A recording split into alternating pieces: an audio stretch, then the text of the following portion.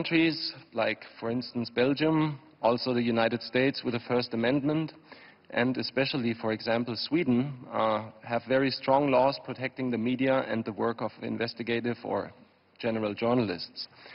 So, from our perspective, this is something. If there are any Swedes here, you have to make sure that your country is really one of the strongholds of freedom of information. Sweden has an enviable, although far from perfect, record in protecting publications. It has a practical record within the past few years of protecting internet publications against censorship. And it's precisely Sweden's unique freedom of speech law that prompts WikiLeaks to locate their main site in this unpretentious basement in one of Stockholm's inner suburbs.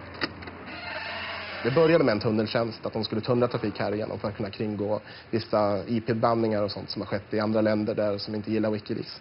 Men senare så valde de att ställa även en maskin här där de publicerar materialet ifrån. PRQ offer their customers total secrecy. Their systems prevent anyone from eavesdropping either WikiLeaks chat pages or finding out who sent what to who. Vi erbjuder dels anonymitetstjänster, så kallade VPN-tunnlar, där en klient från utsidan ansluter till våra maskiner som sedan laddar ner den informationen de vill ha.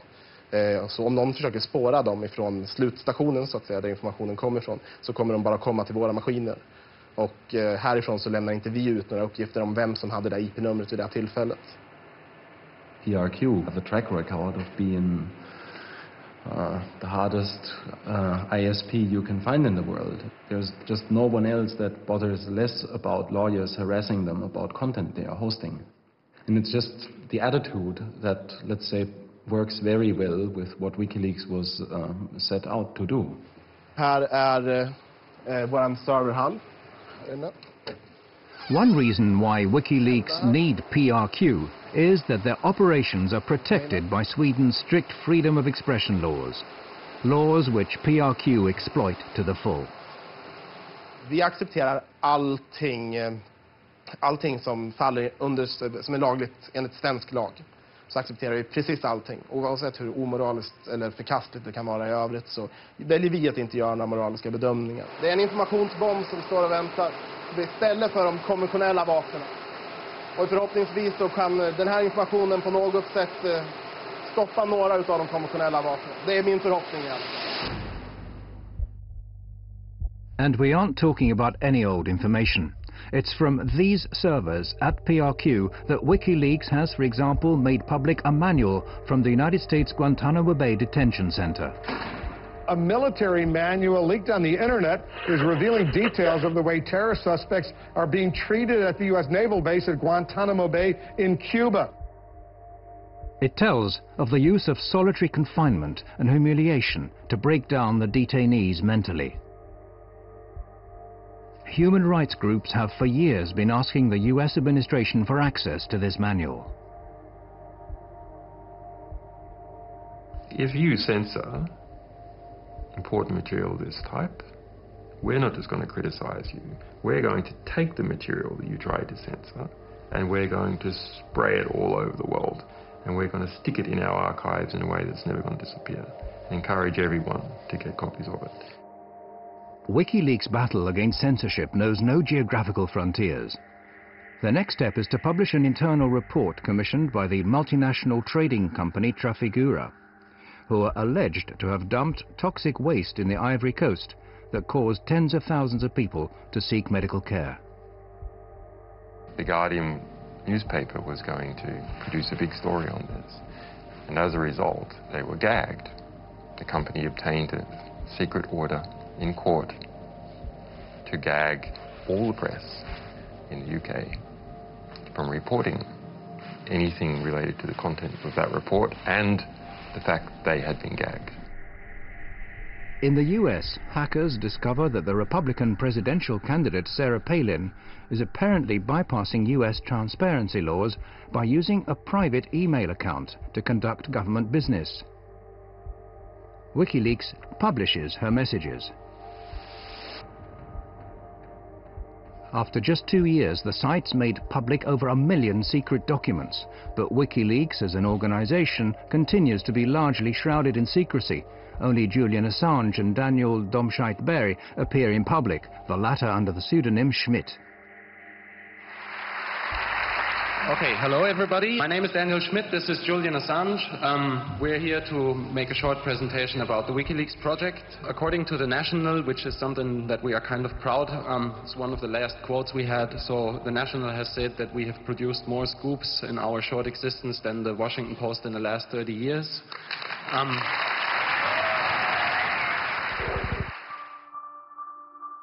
Their publication activities soon lead to counterattacks. When WikiLeaks release lists of censored websites, internet service providers in a number of countries, including Thailand, China and Iran, shut them down. The more sensitive the material they publish, the more often WikiLeaks become the object of lawsuits and threats. WikiLeaks now attracts the attention of the US intelligence, who, in a classified report, claim that the site is a threat to national security and suggest ways of shutting it down. Priority is put on finding the individuals leaking the information. The US intelligence, however, only managed to keep the report secret a short while before it's leaked to WikiLeaks. It now becomes obvious that WikiLeaks need to find more and safer havens from which they can publish their information.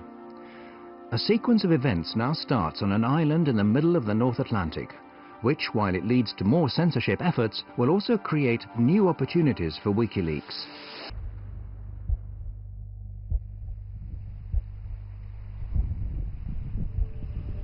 October came, October 2008, and the Icelandic banking system imploded.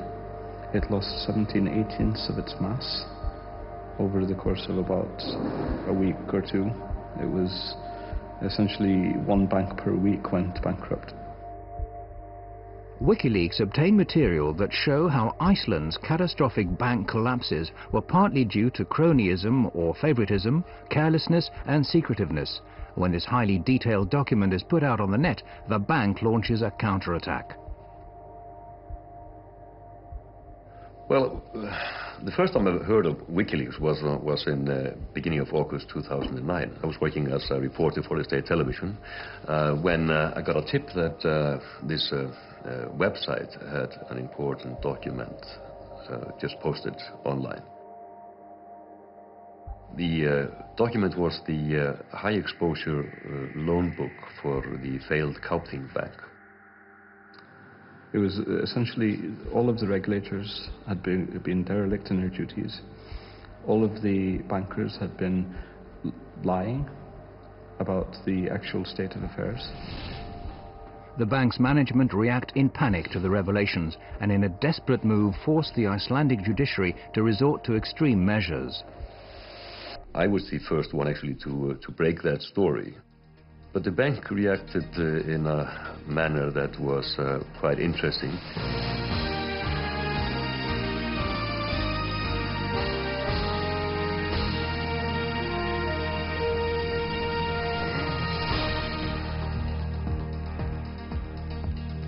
Gott kvöld, nú hefjast fréttir laugardaginn 1. ágúst, samt ekki allar þær fréttir sem ætlum að segja ykkur. They got a gag order on the state television, actually the first and only one in the history of the Icelandic state television news department. Allir geta nálgast þau á vefsíðunni wikileaks.org, wikileaks.org.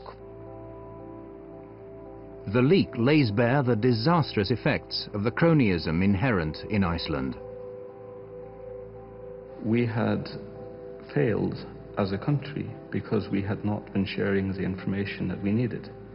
We were in the middle of an information famine. That sort of eventually led to this just, let's get the WikiLeaks people here, and then when they were here, we just went, okay, is there anything you want us to do? And obviously there was. Welcome to this program. Thank you. Yes, you mentioned to me the dream that we in Iceland we should become a vanguard of publishing freedom. Absolutely, absolutely. So we see